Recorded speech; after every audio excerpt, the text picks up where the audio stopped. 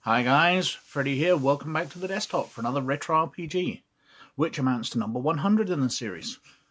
Because although the playlist has 102 in it, the first couple, the one on Star Wars the role-playing game, the first edition, and the one on the Ghostbusters RPG, were actually just videos I recorded when I was starting off the channel, before I had ideas of doing routine series and going through my gaming collection. So, number 100, way, celebrate! Yeah, I would set off a party popper, but we're in the middle of a global pandemic, and going out to the shops to buy party poppers isn't considered essential services.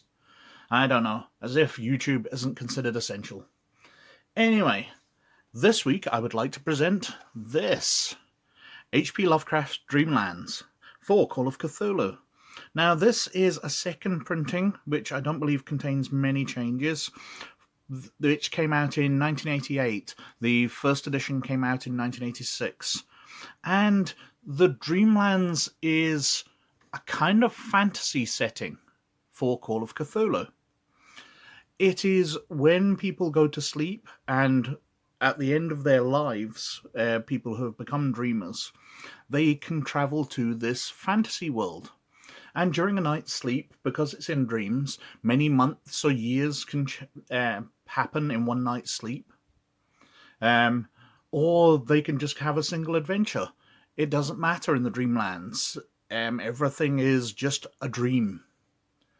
And there are ways into the Dreamlands from the real world. Ghouls in their underworld, when they tunnel down from graveyards, can actually emerge in the Dreamlands. And there's other ways across. Although I can't think of what they are at the moment. But this fantasy world does exist. Dreamers from across the world can come together and have adventures and then contact each other in the real world, but they have no evidence because it's just a dream. Anyway, let's have a look at the back cover, which is a bit of a wall of text. Cthulhu role-playing beyond the wall of sleep. To dream, we all dream. Dreams entertain the mind and help organize the day's events. At some time, your dreams will come across a huge cavern leading enticingly downwards. If you follow it past the 70 steps of light sleep, it leads to the Cavern of Flame, where dwell two hoary priests, Nasht and Kamanthar, who judge all dreamers, and if they find them worthy, admit them to the Dreamlands. The door opens, and all the world beyond is a dream. There is much unearthly beauty and much cosmic terror. If you live there long enough and gain sufficient skill, you can learn to create new objects, new life, and new reality. The Dreamlands. This book provides everything needed by the Keeper to run Dreamlands adventures. The Dream Journeys section contains 6 scenarios, including To Sleep, Perchance to Dream, Captives of Two Worlds, Pickman's Student, Season of the Witch, Lemon Sails, and The Land of Lost Dreams. Also included is a map of the Dreamlands. A version of this map is included in the handouts to be given to players after their first trip to the Dreamlands. Finally, the handouts are items given to the players during the scenarios. As a bonus, a variant of the Cthulhu character sheet is also provided, which includes new skills required for dream travel. You are permitted to photocopy this sheet for personal use. Call of Cthulhu is a role-playing game based around the works of H.P. Lovecraft, in which ordinary people are confronted by the demonic plots of the elder gods and their minions. In Call of Cthulhu, players portray decent men and women of the 1920s who unexpectedly have learnt dreadful secrets. They must investigate things unknown and unspeakable. Dreamlands supplements Cthulhu, presenting an extraordinary land beyond dreams.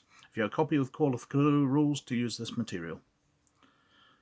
Did you say Cthulhu is pronounced Cthulhu? There, it's even got pronunciation on the back cover. It's where I learnt to say it properly, was from the back of this book. Some of us awake in the night with strange phantasms of enchanted hills and gardens, of fountains that sing in the sun, of golden cliffs that overhang murmuring seas, of plains that stretch down to the sleeping cities of bronze and stone, and of shadow companies of heroes that ride caparisoned white horses along the edges of thick forests.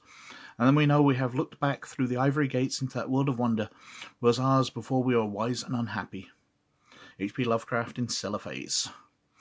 And it's a very interesting idea to supplement Call of Cthulhu, where everything is doom and gloom. You know, Call of Cthulhu is the game where you're playing your character until they go insane or die. Whereas Dreamlands, they can have something more interesting, because by dreaming they can create the world. So, as always, we open the cover, and in Cthulhu Products we get a picture of Howard Phillips Lovecraft, who died at the age of 47. So, there he is, younger than me. Dedicated to Lord Dunsey, without whom the Dreamlands would have remained a dream. Chaosium Inc. 1988. By Sandy Peterson, Keith Herber, K.L. Campbell Robson, Scott Clegg, and lots of others. Sorry to skip over their names. We get an introduction, table of contents, quite packed in, and then we're on to the Dreamlands themselves. And it details how to enter them, waking from dreams, sanity gain and loss, and different nightmares you can get. New skills for dreaming and dream lore. Entering physically, because it talks about Randolph Carter drifted off to sleep, but Carter was a veteran dreamer. Most Cthulhu investigators are barely able to sleep at all, let alone control their dreams. So it goes through ways of entering and exiting. Evoking the atmosphere of a dream, so it's got instructions for the games master, the keeper in Call of Cthulhu, to create a dreamlike atmosphere in their stories. Because this isn't Cthulhu, it's the dreams of Cthulhu, I suppose. Although not Cthulhu himself. Places within the Dreamlands. We've got a map here of a part of Hlanth on the Serenian Sea. Lots more places. The city of Thalarion, the city of Teloth, Mount Thorin. Then we get the underworld, so how the ghouls enter, and the city of the Gugs, the fungus forest. And there's a portion of the underworld, a map of that. New spells, because of course magic works in Call of Cthulhu, even though it's not magic missile.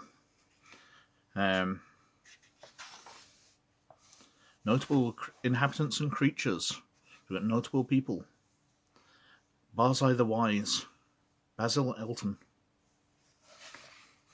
King Curanes, the greatest dreamer who ever lived. He discovered the Dreamlands at an early age and created the city of Celophace out of his dreams. Creatures, so we've got Azathoth, Bast, Bloops, who appear to be weird beetles. Cats, because cats are a big thing in the Dreamlands. Cats from Saturn. Cloud beasts. And we come to a lovely colour plate, which is either the Dreamlands or it's heaven, because I could quite easily believe that if somebody had said they'd painted heaven. It's up in the clouds, it's very dreamlike, it's very ethereal and peaceful. We've got dromedaries, we've got ghasts, we've got Gonori, who look more like Zebedee, I think, out of the magic roundabout. Gugs. Try not to crease it as I carry on. Caracal, who appear to be Easter Island heads with laser eyes. The Men of Leng. Moon beasts. That was a moon beast back there. And there's monsters. It's a fantasy world and there's monsters, but they're very Cthulhu-esque monsters. They're way more horrific. We've got Dream Journeys, which talk us through the different adventures. Scenario introduces the Dreamlands. We suggested it be your investigator's first exposure. I'll not go into the adventures in great detail. Captive of two worlds, proving the investigators that Dreamlands are far more than just a place of wonder. The Dreamlands are a place of danger and horror too. So we've got real world stuff, and then you enter the Dreamlands, the dreaming that night. The city of Celophace. We've got Pickman Student, an extended scenario in which the investigators discover that the relationship between dream and reality is frighteningly unstable. Pardon me for hiccuping. Very 1920s fashion still going on. Photography. Dreamscape of Elder Yuggoth. Another lovely colour plate. A ghast or ghoul, I guess. Brilliant at dawn, into the Dreamlands. Various monsters, graveyards, the fungus forest. The Season of the Witch. Earthly investigation leads to a confrontation in the Dreamlands with the witch Hesper Payne.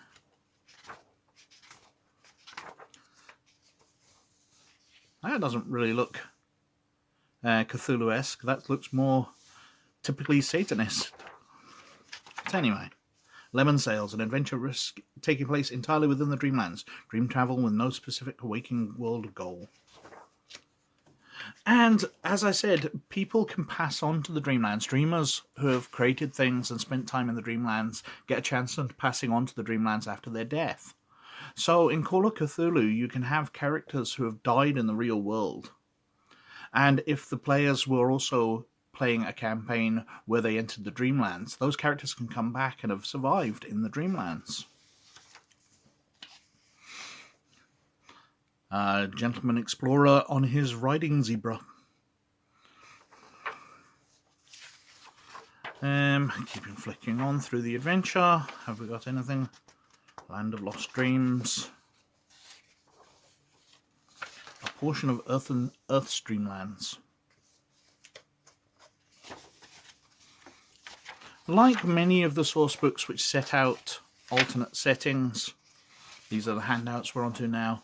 The Call of Cthulhu books would often have most of the book taken up with scenarios. So I had Cthulhu Now, which became Cthulhu 1990s for a while before returning to Cthulhu Now, because obviously Cthulhu 1990s was only good for one decade.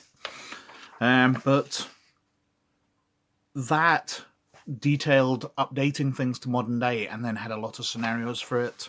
Even Delta Green did it that way. That's what Call of Cthulhu books tended to do, have a lot of scenarios to give you ideas for what kind of adventures should be in that setting, more than just like the Forgotten Realms or Dragonlance campaign books for Dungeons & Dragons, where they would have an entire book just detailing the world without any adventures. Got the updated character sheet with Dreaming on it, I guess. I do not see Dreaming on there. Oh, there they are. Other skills, they're down in a separate section. And then at the very back of the book, we have the big map. Way too big for my camera to show. Of the Dreamlands.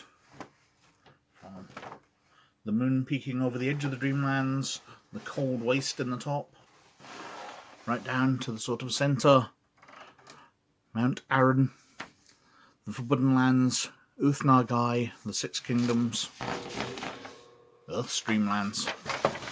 Now, the Dreamlands is a fascinating addition to Call of Cthulhu, taking the game in a pretty unexpected direction, and I really like it.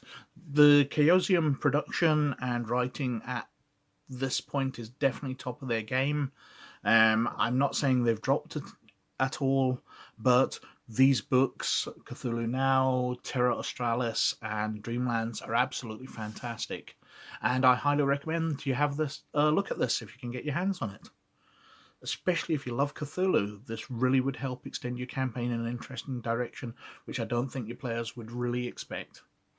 Anyway, as always, many thanks for watching. Please like and subscribe if you like what I'm doing, but most of all, you look after yourselves, and I'll catch you later. Bye now.